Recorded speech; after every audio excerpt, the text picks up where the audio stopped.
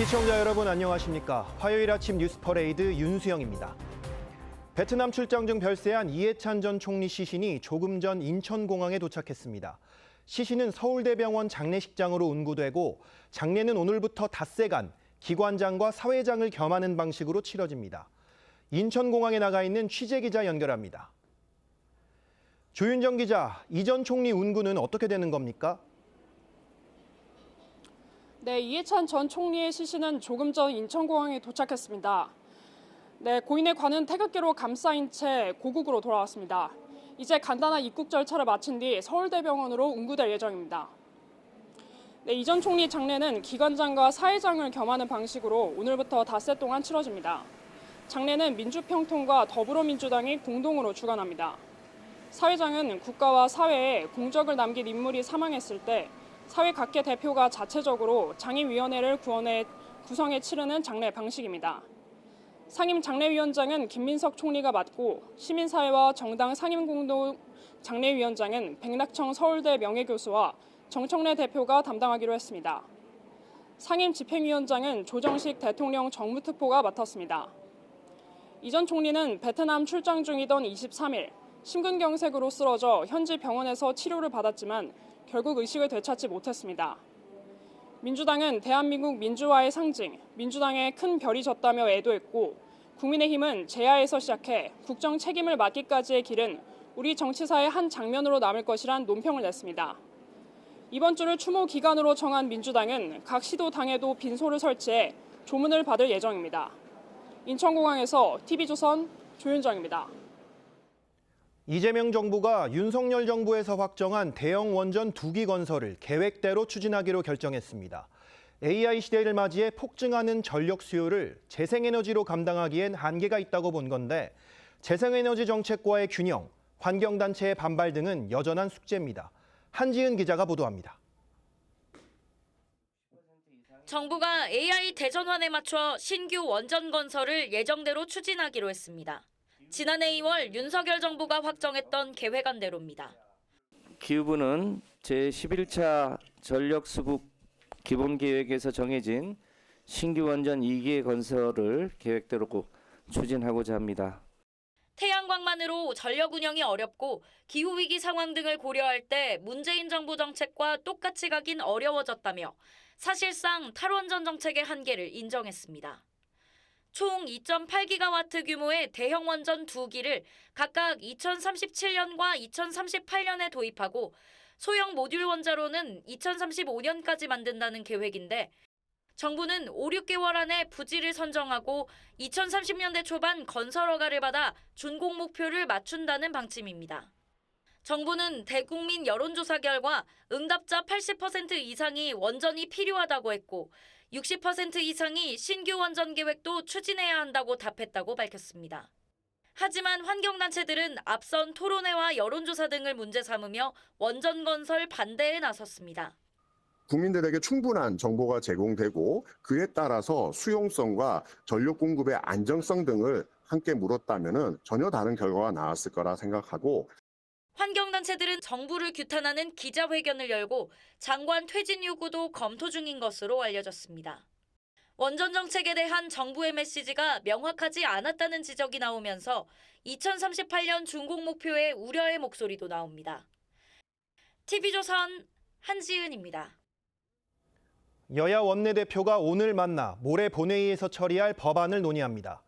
여야 이견이 크지 않은 민생 법안 위주로 논의할 전망인데 다만 국민의힘은 이른바 쌍특검 수용을 촉구하며 천막농성에 돌입하는 등 대여 투쟁 수위를 끌어올릴 계획입니다.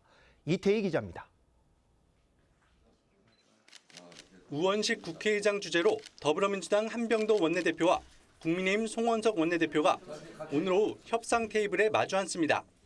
모레 예정된 본회의에서 처리할 법안을 최종 조율할 예정인데 여야 간 이견이 큰 쟁점 법안은 제외하고 민생 법안 처리만 합의될 것으로 보입니다. 민주당이 이해찬 당 상임고문 추모 기간을 맞아 정쟁을 자제하고 애도에 집중하기로 한 데 따른 겁니다. 정쟁 요소가 있는 법안은 제외하고 여야 합의가 된 민생 법안만 처리할 것을 경건한 마음으로 애도에 집중하며 국민의힘은 민생법안 처리엔 동의하면서도 민주당의 통일교, 공천원금 의혹과 관련한 이른바 쌍특검 수용을 요구할 방침입니다. 오전부터는 국회 본청 앞에서 소속 의원이 특검 수용을 촉구하는 릴레이 천막농성에 돌입합니다. 전국적으로 함께 할 수 있는 투쟁 방안을 계속해서 해나가자. 이번 주부터 원내와 원외 다 함께 대여 투쟁 계속 해나간다 하는 또 결론을 냈고요. 국민의힘은 경찰의 늑장 수사에 대한 평가와 특검 필요성을 논의하는 토론회도 열 예정입니다. 쌍특검 수용과 관련해 개혁신당과의 공조도 계속 이어가겠다는 방침입니다. TV조선 이태희입니다. 보셨듯 쌍특검을 고리로 국민의힘이 대여 투쟁 수위를 끌어올리고 있지만 내홍은 여전합니다. 의원총회에선 한 전 대표 제명을 둘러싼 설전이 벌어졌고 당 윤리위는 친한계 김종혁 전 최고위원에 사실상 제명 처분을 내렸습니다. 정민진 기자입니다. 국민의힘 의원과 원외당협위원장 등 80여 명이 대여 투쟁 방식을 논의하기 위해 한자리에 모였습니다. 목숨을 걸고 개혁을 이루어내겠다라고 하는 비장한 각오로 더불어민주당식 검은 돈 정치를 과감히 배격하고 하지만 비공개로 전환되자 한동훈 전 대표 제명 문제를 두고 격론이 벌어졌습니다. 한 친한계 의원이 한 전 대표를 제명하면 지방선거는 필패라고 하자 일부 원외위원장들은 오히려 그 반대라며 제명 강행을 주장했습니다. 지금 우리가 똘똘 뭉쳐서 가야 되는데 누구를 배척하고 누구를 또 포함시켜요. 닷새 만에 퇴원한 장동혁 대표의 복귀를 앞두고 전열을 가다듬는 자리에서 당 내용이 다시 불거진 겁니다. 윤리위 결정대로 제명하는 것이 맞다는 의견, 내부에서 싸울 때가 아니다. 이런 의견 다양하게 있었다고 보시면 될 것 같습니다. 이런 상황에서 당 윤리위는 친한계 김종혁 전 최고위원에 대해 탈당 권유를 결정했습니다. 앞서 당무감사위는 당 지도부와 당원을 모욕했다며 당원권 정지 2년 처분을 공고했는데 윤리위는 당직자 신분 등을 가중처벌 사유로 들어 징계 수위를 더 높였습니다. 10일 이내 탈당하지 않으면 제명돼 사실상 제명이란 지적이 나오는데 한동훈 전 대표는 국민의힘에서 불법 계엄이 진행 중이라며 윤어게인으로부터 진짜 보수를 지키겠다고 반발했습니다. 장 대표는 오는 29일쯤 최고위에 복귀할 걸로 예상되는데 한 전 대표 징계를 둘러싼 갈등이 증폭될 거란 우려가 큽니다. TV조선 정민진입니다. 강선 의원 등의 공천 헌금을 전달한 의혹을 받는 김경 서울시의원이 시의원직에서 사퇴했습니다. 김 시의원은 그간 혐의를 부인해왔지만 수사가 본격화되며 다른 의원들의 이름까지 거론되자 사법 처리 가능성을 준비하는 걸로 풀이됩니다. 이나라 기자입니다. 경찰이 확보한 김경시 의원 관계자 PC에 들어있는 125개 녹취 중엔 강서구청장 보궐선거 공천을 앞둔 지난 2023년 6월 말 김 시 의원과 당시 민주당 관계자 김모 씨 간 통화도 있습니다. 김 씨가 최고위원 2명을 잡아야 한다며 비용이 들 것을 예상하고 있냐고 묻자 김 시 의원은 되기만 한다면 이라고 답하는 것으로 전해졌습니다. 김 시 의원이 또 다른 민주당 의원 2명에게 지원을 부탁하는 내용이 담긴 녹취도 있는 것으로 알려졌습니다. 경찰은 녹취를 확보한 지 5일이 지났지만 녹취에 등장하는 현역 국회의원들을 아직 수사 대상에 올리지 않았습니다. 경찰 관계자는 선관위에서 사건이 이첩될 당시 의원들에 대해선 수사 의뢰가 없었고 구체적인 혐의도 없어 입건하지 않았다고 했습니다. 녹취에 등장하는 의원들은 김 시 의원 관련해 우리에게 연락 온 적이 없다거나 사실과 다른 허무맹랑한 의혹 제기라고 했습니다. 김 시 의원은 법적 처벌을 달게 받겠다며 시의원직을 사퇴하겠다고 밝혔습니다. TV조선 이나라입니다.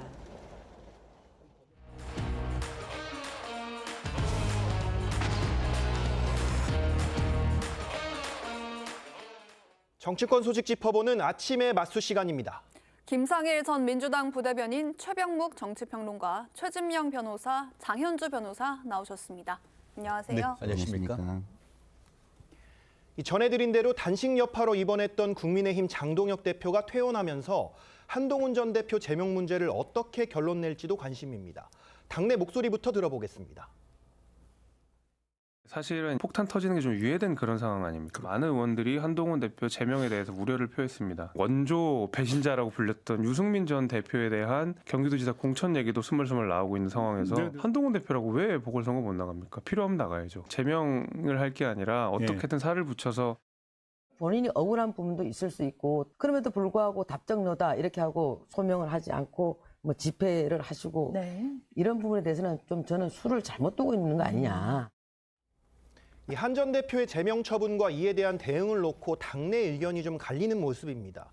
이런 상황에서 장 대표가 퇴원한 어제 윤리위가 친한계 김종혁 전 최고위원에게 탈당 권유 징계를 내렸습니다. 이거 어떤 의미로 좀 볼 수 있습니까? 원래 김종혁 전 최고위원은 당원권 정지 2년이었었죠. 근데 그거에서 징계의 수위를 한 단계 더 높여서 탈당 권유로 결정을 했습니다. 제가 보기에는 한동훈 전 대표 제명에 대한 예고편이라고 봅니다. 그러니까 한동훈 전 대표 문제는 이제 오늘이 화요일이니까 내일 모레쯤 최고위원회에 올라갈 것으로 보이는데 역시 장동혁 대표는 불태전이다 이런 생각을 가지고 있는 것으로 보입니다.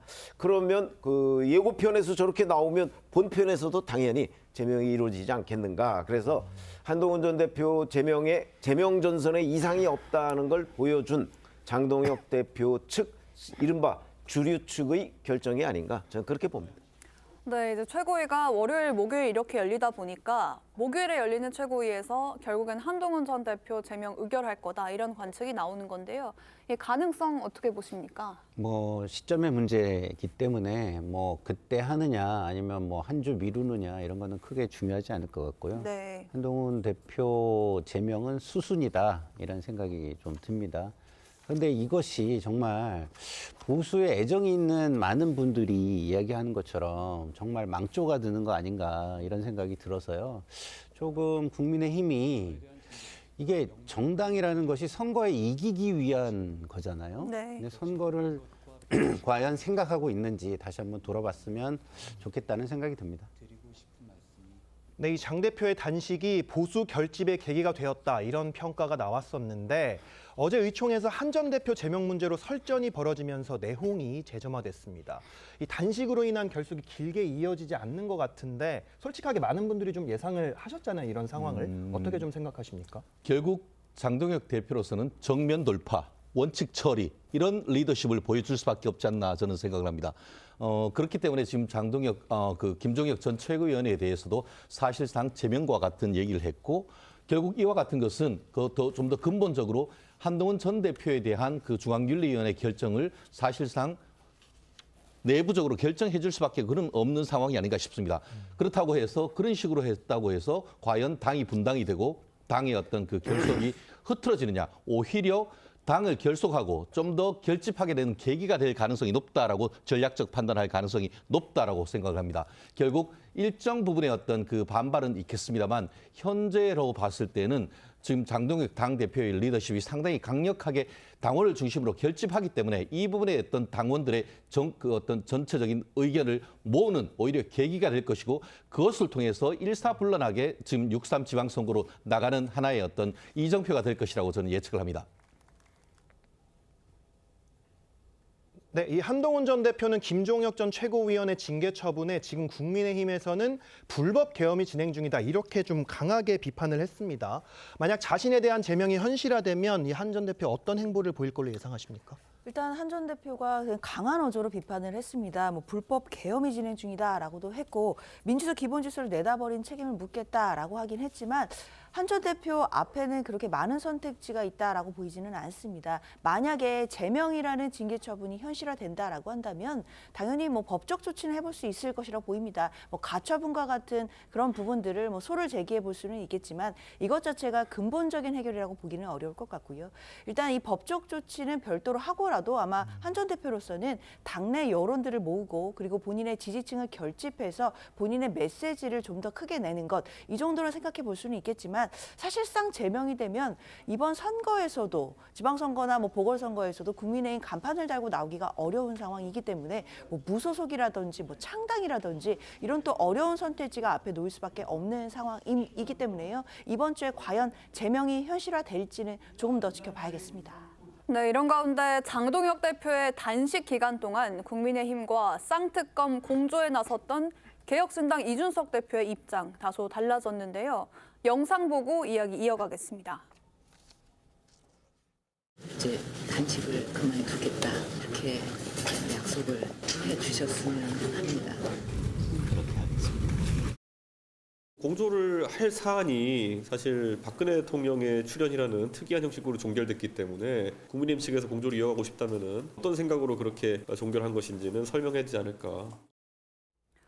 최 의원님, 그러니까 이준석 대표가 이 장 대표 단식을 왜 박근혜 전 대통령의 만류로 종결됐냐 이걸 문제 삼는 건데 박 전 대통령이 뭐 어떤 의미가 있어서 이런 걸까요?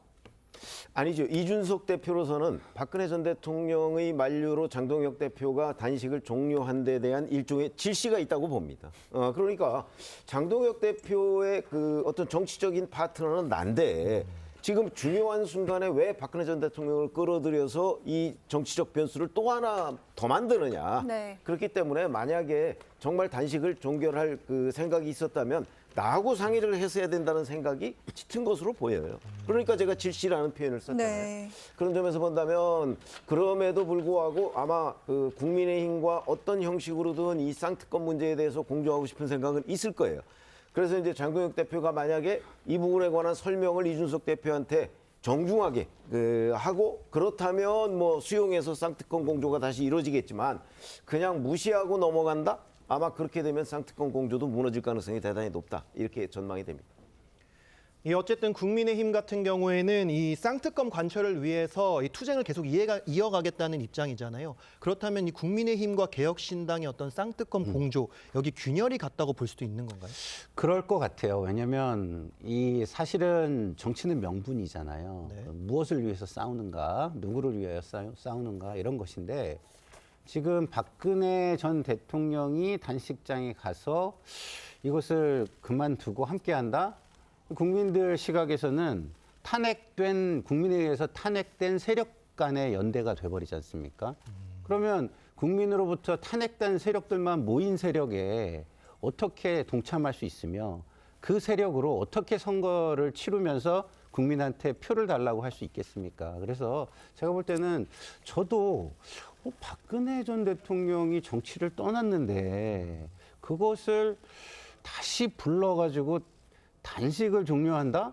이 뜬금포도 이런 뜬금포가 있나라는 생각이 들었는데요. 저는 중도층 국민들도 의아하고 이해를 못할 상황이다 이런 생각이 듭니다. 네, 조금 전에 최진영 변호사님이 이제 장 대표의 단식으로 이 당이 결집을 하고 있다 이렇게 말씀해 주셨는데 이 여론조사를 보면은 지난주 갤럽에서는 22%, 그리고 리얼미터에서는 39.5% 이렇게 나왔어요. 이게 당 지지율이 기관에 따라서 격차가 엄청 큰데 이 이유는 뭐라고 보십니까? 한마디로 샤이 보수의 존재가 입증됐다 이렇게 얘기할 수 있지 않겠습니까? 네. 아시다시피 갤럽 조사가 지난주 금요일 했던 갤럽 조사 같은 경우에는 사람이 직접 전화를 하는 전화 면접 조사입니다. 근데 아시다시피 최근에 민주당, 탄핵, 이재명 이런 그 전체적인 키워드 속에서 자유우파 진영은 심리적으로 위축될 수밖에 없는 그런 상황 속에서 직접 전화로 물었을 때 내 개인정보가 나올 수 있을까? 이런 그런 우려 속에서 제대로 답변을 못하는 반면에 리얼미터와 같은 어떤 ARS 기계가 물었을 때는 심리적 저항감 없이 답변을 하는 속에서 본인의 정치적 정체성을 좀 더 뚜렷하게 낼 수 있는 그런 배경이 아마 이런 부분에 대한 어떤 그 큰 여론조사의 차이를 드러나는 것이 아닌가 싶은데요. 결론적으로 얘기를 했을 때에 지금 장동혁 당대표의 어떤 그 8일간의 목숨을 건 단식 끝에 여론이 굉장히 올라가고 있는 그런 상황인 것은 분명한 것이고 과연 이 상황을 이재명 대통령 그리고 문재인 정부의 어떤 입법 독주에 대해서 얼마나 더 내부적으로 투쟁하느냐, 외부적으로 투쟁하느냐 이런 부분이 앞으로의 어떤 그 민주당과 국민의힘 어떤 여론조사 흐름의 어떤 향방의 가름길로 저는 될 것이라고 봅니다. 네. 네, 다음 소식 짚어보겠습니다. 이재명 대통령의 최측근인 김용전 민주연구원 부원장이 출판 기념회를 연다고 합니다. 김 전 부원장은 2심까지 징역 5년을 선고받고 현재 이 보석 석방 중인데 이 행보에 대해서 좀 어떻게 보십니까? 저는요, 국민의 지도자가 되시려고 하는 분들은 국민 앞에 겸손해야 된다고 생각합니다. 그러니까 내가 이런 상황이니까 당신들이 이해를 해줘. 내지는 당신들이 이런 상황인데 어쩔 거야. 뭐 선택을 해야지. 이런 식의 태도는 전 안 맞다고 보거든요. 그래서 김용 이분이 억울한 게 있을 수 있어요, 개인적으로. 그러면 그 억울한 거를 해소하고 국민 앞에 나서는 게 낫지. 지금 2심까지 유죄가 나온 상황에서 이렇게 하시는 것은 국민에게는 좀 오만한 모습으로 비칠 수가 있고, 결과적으로는 이재명 대통령이 계시기 때문에 이러는 거 아니겠습니까? 그러면 이재명 대통령의 영향력과 힘을 이용하겠다는 건데, 결과적으로 결과가 좋지 않을 때는 대통령에게 부담이 가는 상황을 만들 수도 있다라는 생각이 듭니다. 네, 이 첫 출판 기념회는 국회 안에서 열립니다. 의원회관에서 열리는데 민주당 서울시장 예비 후보들도 참석을 할 거라고 하고요. 이 대관에는 당 지도부의 일환인 이 황명선 최고위원도 도움을 줬다고 하는데, 최 의원님, 이런 민주당의 움직임 어떻게 보셨어요? 그러니까 외형적으로 보면 김용전 민주연구원 부원장은 사실 민주연구원 부원장 자체가 그렇게 대단한 당직이 아닙니다. 그런데도 불구하고 그게 현직이라고 해도 자, 국회 민주당의 최고위원이 대관을 해준다? 그것도 잘 이해가 안 되는 부분인데, 자, 2심까지 징역 5년을 선고받았습니다. 그리고 대법원에 가서 지금 심리 중이에요. 그리고 지금 좀 얼마가 걸릴지는 모르지만 여하튼 보석 석방 중이지만 대법원에서 확정 판결이 나올 가능성도 꽤 높아요. 네. 그런데도 불구하고 책을 썼어요. 거기다가 출판 기념회를 했는데 민주당의 최고위원이라는 사람이 그걸 국회에 와서 출판 기념회를 열어주세요라고 지금 한 형국이고, 거기에 서울시장 후보들이 전부 다 지금 참석한다, 이렇게 보면 결국 김용전 민주연구원 부원장으로서는 자기 과시죠. 그 과시는 결국 호가호위라고 볼 수가 있는 겁니다. 아까 이재명 대통령이 얘기를 했지만, 내 뒤에는 내가 비록 2심까지 징역 5년을 선고받았지만 나는 여전히 살아있는 이재명 대통령의 아바타야라는 거. 그러니까 내 앞에 지금 서울시장 후보들을 줄 세울 수 있다, 이런 과시기 때문에 이런 과시가 몰고 올 어떤 국민적인 후폭풍 이런 거는 감안을 안 한 걸로 보입니다. 네. 이에 대한 여론이 대단히 궁금합니다. 네, 김 전 부원장은 보석 후에 자신의 억울함을 계속 강조를 해왔습니다. 이번 공개 행보가 이 조만간 있을 대법원 선고를 어느 정도 예상한 거 아니냐, 이런 해석도 나오고 있던데 좀 어떻게 보십니까? 그런 해석을 하시는 분도 일부에 계시는 것 같은데요. 그러나 대법원 선고가 언제 나올지, 그 결과가 어떻게 될지에 대해서 지금 아무도 확실히 알거나 또는 예상할 수 있는 사람은 없다라고 보입니다. 네. 그렇기 때문에 어떤 이 선고와 연결돼서 김용전 부원장의 행보가 있다라기보다는 김용전 부원장으로서는 본인 나름대로의 또 억울한 부분들이 있고 또 항변할 내용들이 있는 것 같고, 그런 부분들을 사실 국민들께 어쩌면 정치적인 메시지로 지금 표출하고 있는 것 아니겠느냐라는 생각이 듭니다. 법적으로 다툴 부분들은 재판 과정에서 당연히 치열하게 다투고 있겠지만, 또 나름대로의 정치적 메시지나 억울한 부분 같은 경우에는 책을 출간한다든지 출판 기념회를 통해서 본인의 메시지를 내고 있는 것 아닌가, 이런 생각은 듭니다. 네, 야당에서는 김 전 부원장과 민주당이 이 정치 권력으로 죄를 지우려 한다, 이렇게 비판하고 있는데요. 최 변호사님이 사법부에 보석 취소를 촉구하기도 했던데 가능성이 있는 건가요? 기본적으로 취소되어야만 한다라고 저는 생각하는데요. 보석을 할 때는 각종 조건을 겁니다. 네. 예를 들어서 주거 제한이라든가 아니면은 정치인 내지는 관련되는 자들과의 어떤 접촉 제한이라든가 이런 부분이 있는데, 아직까지 저도 지금 언론을 통해서 법원이 보석했던 조건 자체를 정확하게 보도가 나오질 않고 있는데, 이 부분에 대한 조건이 굉장히 궁금합니다. 근데 통상적으로 봤을 때에 지금 실질적으로 지금 어떻습니까? 정치자금법 위반으로 6억 원 그리고 또 뇌물 7천만 원 해서 네. 1심, 2심에서 제 기억에 징역 5년을 선고받다가 대법원 사건이 길어지니까 지금 보석을 대는 사람입니다. 그렇다고 한다고 하면은 정치 활동을 이렇게 하는 것, 단순히 그것을 넘어서 지금 전국을 다니면서 이제는 북 콘서트를 한다는 것이 과연 이런 보석이 있을 수 있는가는 제가 20년 넘게 법조를 하면서 도저히 상상할 수 없는 그런 상황인 겁니다. 그렇다고 한다고 하면은 법원이 단순한 보석을 취소하는 것을 넘어서 신속한 기일 내에 선고기일을 지정하고 그에 따라서 판결을 하면 되는 겁니다. 본인이 무죄를 확신한다? 1심, 2심 똑같은 레파토리를 돌렸음에도 불구하고 실형 선고가 나왔습니다. 그런 상황 속에서 본인이 어떤 이재명 대통령은 뭐라고 했습니까? 나의 분신이고 측근 정도 되려고 하면은 김용 정도는 돼야 된다는 그런 분이 이런 식으로 어떤 대법원의 판결을 앞두고 이런 정치 행보를 한다? 저는 법조인의 한 사람으로서 이것은 사법부에 대한 완전한 무시가 아닌가 하기 때문에 이에 대한 사법부의 권위를 세우기 위해서라도 정말 본인의 말이 입증하기 위해서라도 대법원은 빠른 시간 내에 선고기일을 지정돼야 된다고 봅니다. 네, 이 통일교 관련 의혹이 제기된 뒤에 자맹을 이어오던 전재수 의원도 다시 외부 활동에 나선 모양새입니다. 이 전재수 의원은 관련 의혹을 모두 부인하고 있는데 잠시 목소리 듣고 오겠습니다. 다시 한번 분명히 말씀드립니다. 저는 통일교로부터 그 어떠한 금품수수 없었다라는 말씀을 다시 한번 분명하게 강력하게 드리도록 하겠습니다. 이 통일교 의혹으로 수사를 받고 있는 전재수 의원, 해수부 장관직은 내려놨지만 또 해수부 부산시대를 강조하는 현수막을 내걸고 공식 강연도 준비하는 걸로 알려졌습니다. 부산시장 출마 행보라는 해석이 나오는데 이 부분에 대해서 좀 어떻게 보십니까? 그렇죠. 시장 출마 행보죠. 그렇지만 이것을 지금 벌써 비판하기는 좀 이르다라는 생각이 드는 게 일단 기소가 된 것이 아니고요. 그리고 구체적인 불법 행위가 나온 것도 제가 볼 때는 없는 것 같습니다. 그렇다고 한다면 통일교를 만났으니까 라는 것인가요? 그러면은 전재수 의원은 통일교를 만난 겁니까? 유권자를 만난 겁니까? 그러면은 통일교가 유권자여도 통일교면 만나면 안 되는 겁니까? 그래서 지금 이 부분은 굉장히 정서적인 이미지가 씌워져 있는 부분이 크다. 통일교가 문제를 일으킨 부분이 있기 때문에 그거와 연동돼서 이미지가 더 크게 씌워진 게 있기 때문에 조금 너무 이거를 거기에 매몰돼 가지고 바라볼 것은 아니고요. 조금 분리해서 바라봐 줄 필요가 있겠다. 아직은 단계상 이런 생각이 듭니다. 네, 아직 기소가 되지 않았다고 하셨는데 그래서 일각에서는 이 경찰의 수사가 너무 지지부진한 거 아니냐 이런 지적도 있습니다. 국민의힘에서는 수사 무마 확신이 있으니까 사실상 출마 선언을 한 거 아니냐 이런 주장도 있잖아요. 최 의원님 어떻게 보셨어요?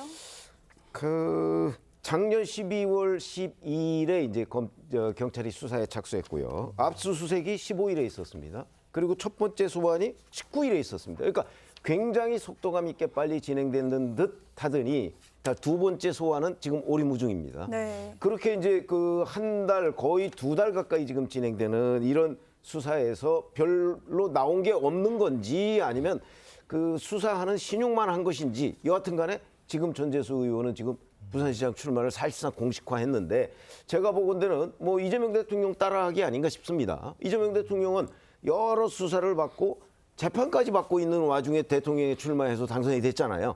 그러니까 본인도 이 부분에 관해서 그냥 수사는 수사고 설령 그게 기소가 된다고 할지라도 그대로 밀고 나가면 자기 부산시장에 당선될 수 있고 그러면 결국 이 수사와 재판도 시간 지연 뭐 이걸 통해서 충분히 방어할 수 있다.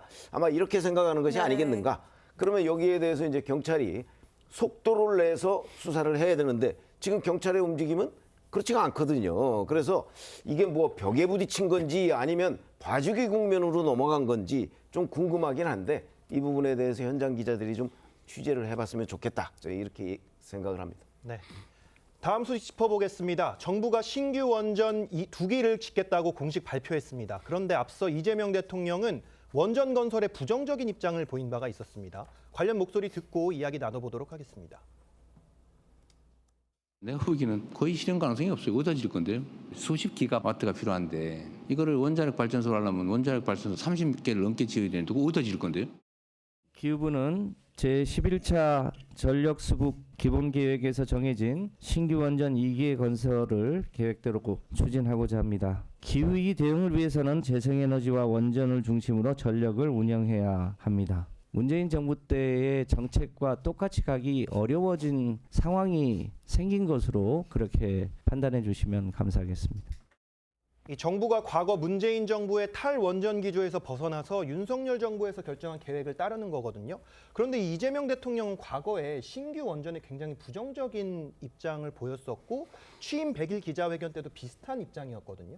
이 방향 전환에 대해서 정부 결정에 대해 어떻게 좀 생각하십니까? 늦었지만 다행이다. 아시다시피 우리나라 지금 이재명 대통령 같은 경우에는 AI 전 세계 3대 강국을 지향하고 있지 않습니까? 하지만 AI 같은 경우에는 이른바 전기 먹는 하마다라고 얘기할 만큼 확고하고 안정적인 전기가 공급되지 않으면 그와 같은 AI 이니셔티브를 쥐고 가기 어렵다라는 점은 사실상 국민 누구라면 거의 공감하는 것 아니겠습니까? 그런 상황 속에서 에너지 믹스, 특히 그 민주당 같은 경우에는 탈원전 이런 부분에 대해서 굉장히 강조를 해왔는데 이재명 대통령이 예전에는 이 부분을 반대를 하다가 이 부분에 대해서 현실적인 어떤 인식을 해서 인식의 전환에 따라 이런 그 원전을 짓는다는 것은 국민의 한 사람으로서 굉장히 환영합니다. 특히 지금 그 청와대 같은 경우에도 이렇게 인식을 변경된 계기 같은 경우에는 해외에 나가서 어떻게 보면 IT의 거두라라고 할 수 있는 손정희 내지는 뭐 빌 게이츠 이런 분들과 대화하는 과정 속에서 미래 시대, AI 시대에서는 정말 이런 안정적인 전공국이 확보 필요하고 그거를 위해서는 이와 같이 신재생 에너지뿐만 아니고 이런 원자력이 필수적이다라는 얘기를 들으면서 어떤 의사 전달을 전환을 했다라고 하는데 국민의 한 사람으로서 다른 건 모르겠지만 이 부분에 대해서는 마땅히 나아갈 길로 간다는 점에서 환영하는 의견입니다. 네, 대형 원전 한 기를 건설하는 데는 통상 14년의 시간이 필요하다고 합니다. 정부가 원전을 지을지 말지 고민을 하다가 시간이 너무 지체된 거 아니냐 이런 비판도 나오던데 어떻게 보셨어요? 뭐 그런 비판을 할 수도 있다고 생각합니다. 다만 신규 원전을 새로 짓는 결정을 하는 것 그리고 실제 이걸 추진하는 것 자체는 간단한 문제는 아니기 때문에요. 저는 속도보다는 사실 모든 이해관계자들 특히 이 새로운 부지를 공모할 때도 그 지역 주민들과의 또 원활한 소통 이런 부분들이 천천히 이루어져야 된다라고 생각합니다. 네. 당연히 빠르게 준비하고 또 필요한 부분들은 있겠지만 그 과정에서 또 정부의 정책이라든지 이런 부분들은 많은 분들의 의견 조율 속에서 또 이루어져야 되는 부분들이 있기 때문에 정부로서는 지금부터 절차적인 부분들을 차근차근히 잘 준비해 나가면 사실 그렇게 늦지 않은 시일 내에 원전이라든지 이런 부분을 잘 마무리할 수 있을 거라고 보입니다. 네, 오늘 네 분 말씀 여기까지 듣겠습니다. 감사합니다. 정치 브로커 명태균 씨로부터 무상 여론조사를 받은 혐의 사건과 관련해 명 씨와 윤석열 전 대통령의 첫 재판이 열립니다. 정치자금법 위반 혐의인데 같은 혐의로 먼저 재판을 받은 김건희 여사는 내일 1심 선고가 나옵니다. 이다솜 기자입니다. 2021년부터 이듬해까지 명태균 씨로부터 총 2억 7천만 원 상당의 여론조사 총 58회를 무상으로 제공받은 혐의를 받는 윤석열 전 대통령. 이제 그만하셔야죠. 예? 그거 각서 다 조작된 거 아니에요. 명태균 게이트. 이제 그만해야죠. 서울중앙지법이 오늘 오후 명 씨와 윤 전 대통령의 정치자금법 위반 사건 공판 준비기일을 엽니다. 공판 준비기일은 피고인과 검찰 양측의 입장을 확인하고 입증 계획을 논의하는 첫 재판 절차로 출석 의무는 없습니다. 특검은 윤 전 대통령이 무상 여론조사를 받은 대가로 2022년 국회의원 보궐선거에서 명 씨가 요구한 김영선 전 의원 공천에 영향력을 행사했다고 의심하고 있습니다. 김건희가 윤석열 전 대통령의 정치 입문 단계부터 주도적인 역할을 하였고 당선 후에도 공천에 적극 개입하는 등 정치 공동체로 특검은 윤 전 대통령이 정치자금법 위반으로 취득한 범죄 수익을 1억 3,720만 원 정도로 보고 추징 보전을 청구했습니다. 같은 혐의를 받는 김건희 여사에 대해서는 먼저 재판이 이뤄져 내일 1심 선고가 내려질 예정입니다. TV조선 이다솜입니다. 도널드 트럼프 미국 대통령이 1시간 전쯤 한국산 자동차와 상호 관세를 15%에서 25%로 10%포인트 인상하겠다고 밝혔습니다. 지난해 한미 양국이 무역 협상을 통해 합의했던 15% 관세에서 일방적으로 올리겠다고 선언한 건데요. 워싱턴 지국 연결해 보겠습니다. 백대우 특파원, 자세한 소식 전해주시죠. 네, 트럼프 대통령은 우리 시각으로 대략 1시간 전쯤인 오전 7시쯤 우리나라를 언급하면서 자신의 SNS에 자동차와 목재, 의약품 등 모든 상호 관세를 기존 15%에서 25%로 10%포인트 인상할 것이라고 썼습니다. 우리 국회가 무역협정을 비준하지 않아서 인준한 것이라면서 대한민국 국회 탓을 했습니다. 한미 양국은 지난해 한미 정상회담과 무역협정 등을 통해 상호 관세와 자동차 등에 대한 품목 관세를 15%로 낮추는 데 합의했습니다. 또한 지난해 11월 발표된 조인트 팩트시트, 그러니까 양국 공동 설명 자료에 당시 합의 내용을 명시하기도 했습니다. 하지만 트럼프 대통령이 국회 비준 여부를 언급하면서 기존 합의를 일방적으로 파기하겠다는 그런 주장을 한 겁니다. 우리 국회는 헌법 60조에 따라 비준 대상 여부를 나누는데 대통령실은 지난해 11월 5일 한미 관세 합의 양해각서 비준은 동의가 필요하지 않다고 결론 내린 바 있습니다. MOU 사안이기 때문에 법적 구속력이 없어서 앞서 비준을 해왔던 FTA 등과는 사안이 다르다는 판단이었습니다. 그럼에도 트럼프 대통령이 비준을 이유로 사실상 파기를 선언하면서 정부 발등에 불이 떨어진 상황입니다. 미 조야에선 최근 미 의회에서 쿠팡을 언급하면서 문제사항으로 지적했던 우리 국회의 정보통신망법 개정안과 트럼프 대통령이 현재 추진 중인 평화위원회 가입에 우리 정부가 미온적 입장을 취하고 있어 소위 충격요법을 내놓은 것 아니냐는 관측이 나옵니다. 이에 대해 대통령실은 오전에 정책실장 주재로 관계부처가 참여하는 대책회의를 개최할 예정이라고 밝혔습니다. 지금까지 미국 워싱턴 지국에서 전해드렸습니다.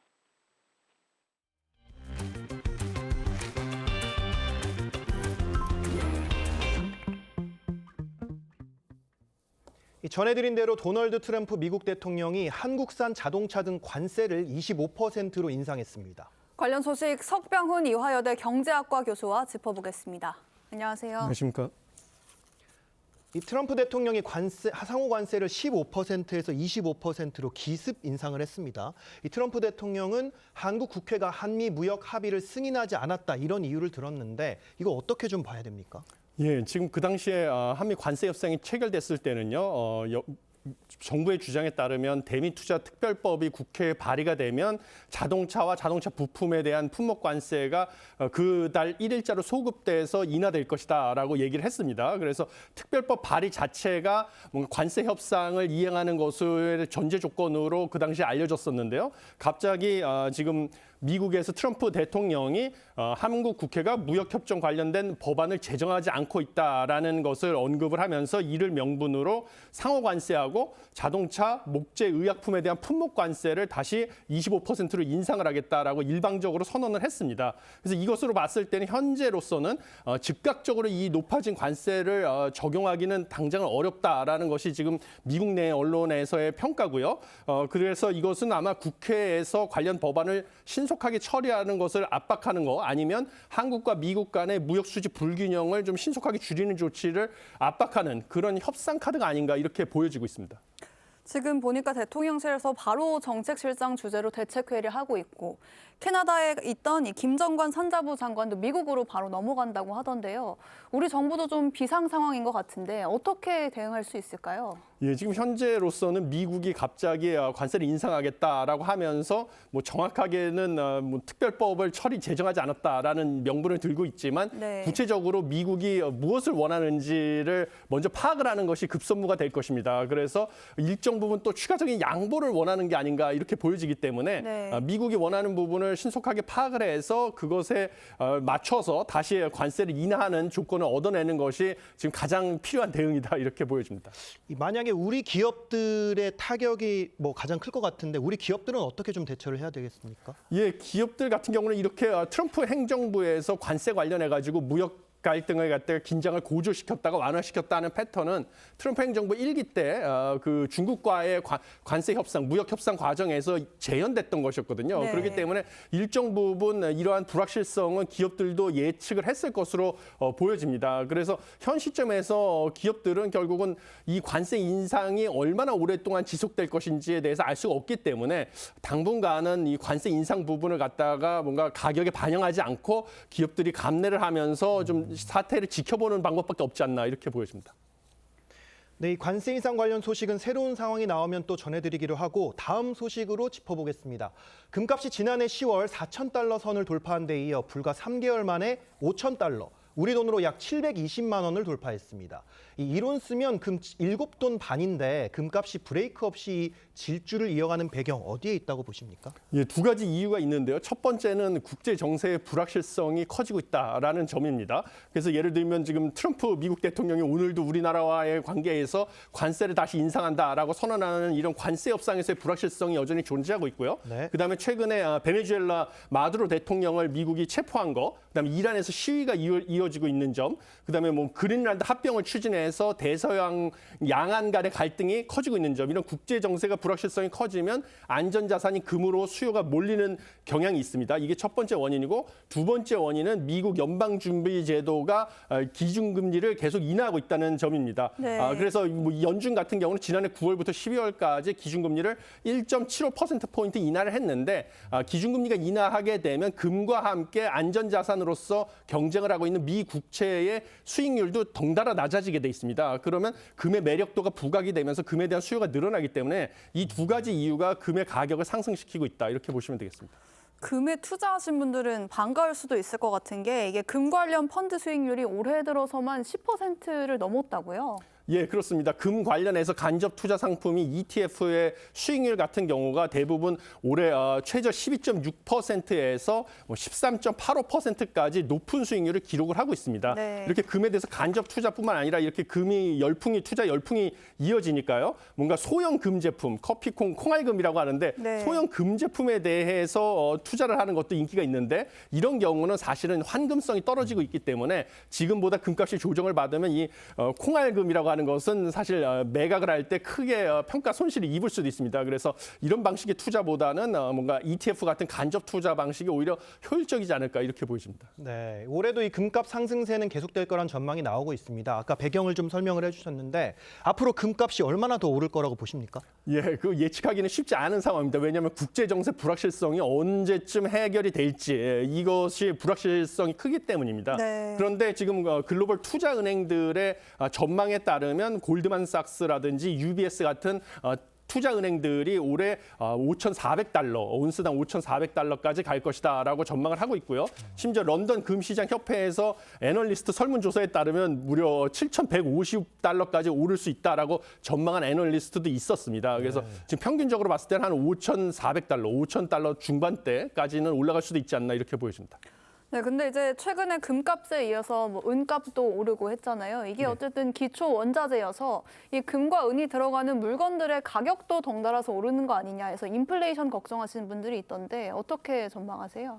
예, 특별히 우려되는 것이 은입니다. 은 같은 경우는 금과 달리 귀금속으로만 쓰이는 것이 아니라 최근에 뭐 2차 전지라든지 반도체, AI 관련된 모든 산업에 들어가는 그 산업용 수요도 상당히 높거든요. 그래서 은 가격도 원래는 금 가격하고 동조화하는 경향이 강하고요. 그다음에 이 금은과 또 동조화 경향이 강한 원자재가 구리가 되겠습니다. 그래서 금, 은뿐만 아니라 이제 구리 가격도 상당히 높은 수준이 됐는데, 그러다 보니까 은과 구리를 사용하는 제조업, 그다음에 반도체, AI 관련된 기업들의 생산 원가가 올라가는 것은 불가피하고요. 이렇게 높은 가격이 지속되게 될 경우에는 당연히 일부 소비자 물가를 상승시키는 영향도 있을 수 있다, 이렇게 보여집니다.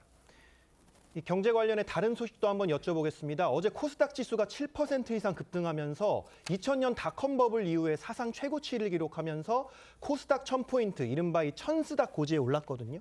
이건 어떤 의미로 좀 봐야 될까요?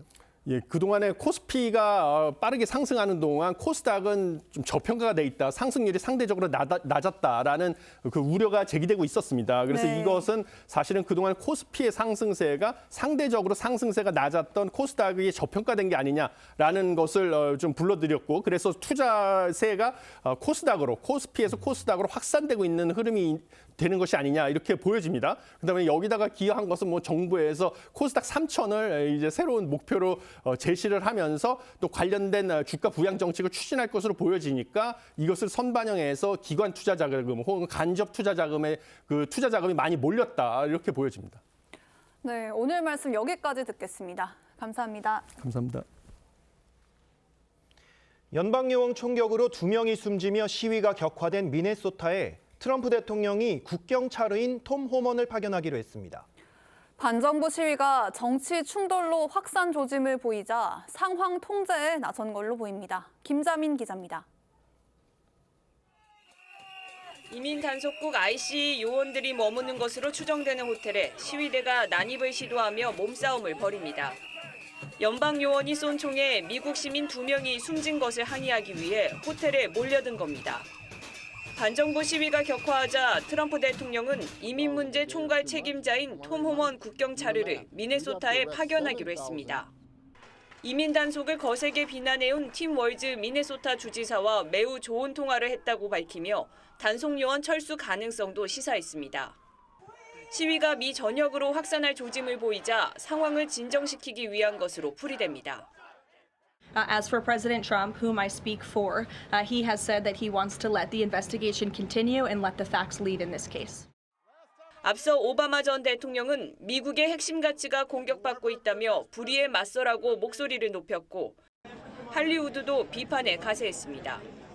We're at unfortunately a horrific moment in our country with the federal government attacking civilians. 민주당은 연방정부 셧다운을 경고하며 주무부처인 국토안보부 장관에 대한 탄핵 추진도 검토하고 있습니다. TV조선 김자민입니다.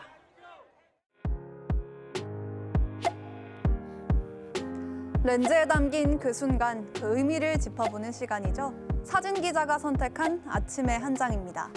오늘은 조선일보 사진부 장련성 기자와 함께합니다. 안녕하세요. 오늘 아침에 볼 사진 어떤 건가요? 인도네시아 바다에서 잠수정이 깊은 바다로 향하는 모습입니다.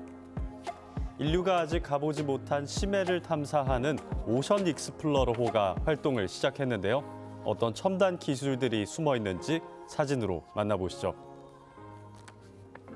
해양 과학자들이 잠수정 넵튠을 타고 수심 1000m까지 내려갈 준비를 하고 있습니다. 이 프로젝트는 미국의 억만장자 레이 달리오와 그의 아들이 만든 비영리 단체 오션엑스에서 진행하고 있는데요. 본부 역할을 하고 있는 배 안에는 영화 제작 수준의 촬영 장비와 최첨단 실험실까지 갖춰져 있습니다. 조사팀은 세계 여러 바다를 누비며 새로운 해양 생태계 지도를 그려나가고 있습니다. 사진을 보니까 배 안에 첨단 장비 정말 많아 보이는데요. 이 연구 과정을 모두 고화질 영상으로 기록하고 있다고요? 네, 배 안에는 영화 아바타의 제임스 카메론 감독과 협력해 만든 영상 제작 스튜디오가 마련돼 있습니다. 과학적인 발견을 데이터로만 남기는 게 아니라 초고화질 영상으로 제작하고 있습니다. 최근 인도네시아 탐사에서 산호초 지대와 희귀 생물을 다량으로 발견했는데요. 탐사팀은 전 세계 사람들에게 바다 보호의 중요성을 알리는 것을 핵심 목표로 삼고 있습니다. 깊은 바닷속 비밀이 우리에게 어떤 새로운 미래를 제시할지 기대가 됩니다. 지금까지 아침의 한 장이었습니다. 오늘 아침 어제보다 기온이 조금 올랐지만 여전히 춥습니다. 경기 북부와 강원, 경북 북동 산지에는 한파특보가 이어지고 있는데요. 이번 주 후반까지 영하 10도 안팎의 강추위가 지속되겠습니다. 긴 한파에 건강관리 잘 해주셔야겠습니다. 일부 수도권과 강원, 영남 지방은 건조함이 이어지고 있습니다. 해안을 중심으로 바람도 강해서 불씨 관리를 철저하게 해주셔야겠습니다. 오늘 전국 하늘은 대체로 맑겠습니다. 울릉도와 독도는 모레까지 눈이 내리겠고요. 수도권과 강원 영서는 오전 한때 대기질이 나쁘겠습니다. 이 시각 기온 보겠습니다. 서울이 영하 6.9도, 대구는 영하 1.2도를 가리키고 있습니다. 한낮 최고 기온은 서울이 영하 2도, 대전은 2도, 부산은 7도가 예상됩니다. 당분간은 대체로 맑겠고요. 토요일부터 기온이 오르면서 한파가 물러가겠습니다. 오늘의 날씨 박선민입니다. 이상으로 화요일 뉴스 퍼레이드 마칩니다. 저희는 내일 아침 7시 24분에 뵙겠습니다. 고맙습니다.